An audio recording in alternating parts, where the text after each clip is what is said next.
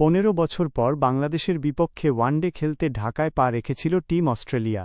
পরিসংখ্যান ও শক্তিতে এগিয়ে থাকলেও টাইগাররা যে ঘরের মাঠে কতটা শক্তিশালী তা এবার হাড়ে হাড়ে টের পেয়েছে অজিরা। টানা 2 ম্যাচে বিধ্বস্ত হয়ে সিরিজ হারানোর পর হোয়াইটওয়াশের দ্বারপ্রান্তে ছিল সফরকারীরা। তবে তৃতীয় ও শেষ ওয়ানডেতে বাংলাদেশকে 1 উইকেটে হারিয়ে সম্মান রক্ষা করল অজিরা। রোববার 14 জুন আগে ব্যাট করতে নেমে অস্ট্রেলিয়াকে 275 রানের লক্ষ্য দিয়েছিল বাংলাদেশ। জবাব দিতে নেমে 3 বল এবং 1 উইকেট হাতে থাকতেই জয় তুলে নেয় অজিরা। এতে 2-1 ব্যবধানে শেষ হল ওয়ানডে সিরিজ। চ্যালেঞ্জিং লক্ষ্য তাড়া করতে নেমে কুপার কনলি এবং জশ ইংলিশের ব্যাটে ভর করে উড়ন্ত সূচনা পায় অস্ট্রেলিয়া। ওপেনিং জুটিতে দুজন মিলে তুলেছেন 40 রান। 12 বলে 21 রানের ক্যামিও ইনিংস খেলে সাজঘরে ফিরে যান অধিনায়ক ইংলিশ। তাকে ফিরিয়ে বাংলাদেশকে প্রথম উইকেটটা এনে দেন শরীফুল ইসলাম।